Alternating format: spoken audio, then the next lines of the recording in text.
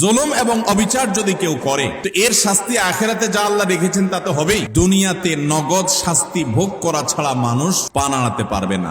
একজন জালিম দেখাতে পারবেন না যে জালিম জুলুম করতে করতে হাসতে হাসতে দুনিয়া থেকে চলে গেছে, তার ভেতরে ত্রাস সৃষ্টি হয়েছে, কোনো না কোনো ভাবে আল্লাহ তাআলা তার জীবনটাকে জীবন্ত জাহান্নাম করেছেন, অথবা অপমান অপদস্থ করেছেন, বা ভেতরে ভেতরে শাস্তি দিয়েছেন। এই শাস্তি ভোগ করা ছাড়া কোনো জালিম যেতে পারে না। মনে রাখবেন, এর সবগুলো আল্লাহর খাতায় লেখা হচ্ছে। একটি পাপ এমন নাই, একটি জুলুম নাই যে জুলুম আল্লাহর খাতায় লেখা হচ্ছে না। নবী করিম সাল্লাল্লাহু আলাইহি ওয়াসাল্লাম সেজন্য বলেছেন, সেদিন আসার আগে নিজেদের এই সকল মামলাগুলোকে নিষ্পত্তি করে ফেলো, মানুষের অধিকারগুলো দিয়ে ফেলো, যাদের প্রতি জুলুম করেছো মাপ চেয়ে সেগুলোকে ক্ষমা চেয়ে সবগুলোকে চূড়ান্তভাবে নিষ্পত্তি করে ফেলো।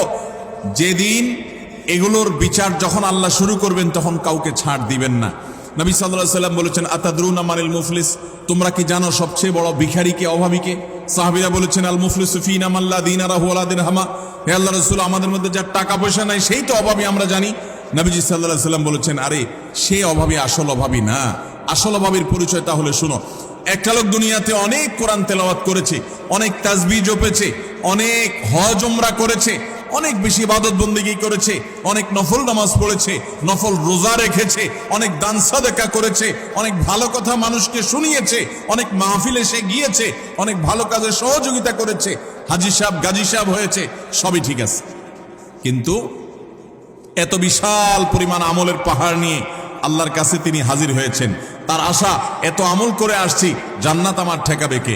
কিন্তু দেখা গেল দুনিয়াতে তার জীবদ্দশায়, কৈশোর বয়সে, যৌবনে, প্রাপ্তবয়স্কে, বৃদ্ধ বয়স্কে, বিভিন্ন পর্যায়ে এসে কখনো কাউ প্রতি অত্যাচার করেছে, অবিচার করেছে, কাউকে ঘাট ধাক্কা দিয়েছে, কাউকে একটা ঘুষি দিয়েছে, কাউকে একটা গালি দিয়েছে, কাউর প্রতি অবিচার করেছে, কারোর প্রতি জুলুম করেছে, কখনো কাজের বুয়ার প্রতি করেছে, কখনো ড্রাইভারের প্রতি করেছে, কখনো অধীনস্থের প্রতি করেছে, কখনো আপন ভাইয়ের প্রতি করেছে, কখনো আপন বোনের প্রতি করেছে, কখনো নিজের স্ত্রীর প্রতি করেছে, কখনো হয়তো সন্তানের প্রতি করেছে, নানামুখী মানুষের প্রতি জুলুম করেছে।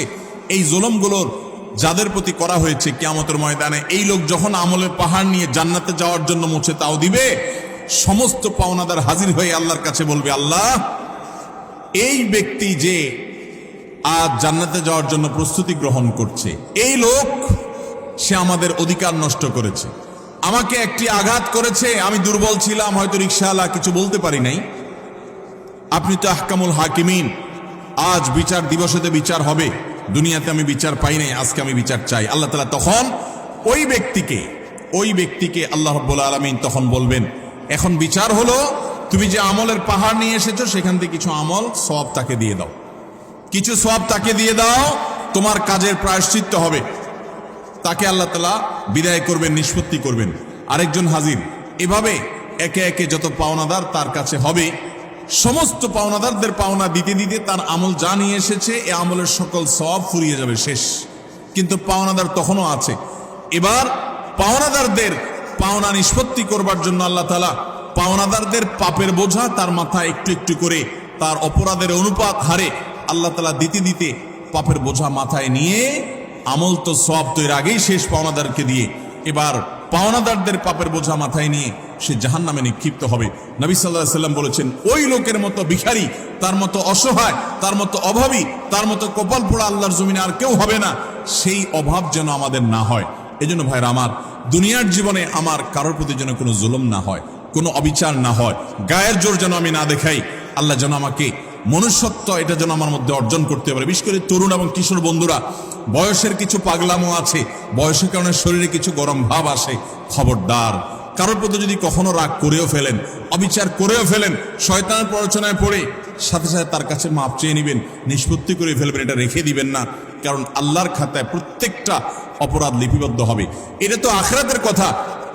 আজ আমরা যেটি বলছি তা হলো, নবী করিম সাল্লাল্লাহু আলাইহি ওয়াসাল্লাম বলেছেন, আখিরাতের যে শাস্তির কথাটা তো আছেই, কিন্তু কারোর প্রতি যদি কেউ জুলুম করে, দুনিয়াতে আল্লাহ রাব্বুল আলামিন তাকে সেই জুলুমের শাস্তি, প্রায়শ্চিত্ত তাকে দিবেন, এর মুখোমুখি তাকে হতেই হবে। আল্লাহ তাআলা আমাদেরকে জুলুমের মতো এই পাপ অপরাধ থেকে বেঁচে থাকার তৌফিক দান করুন।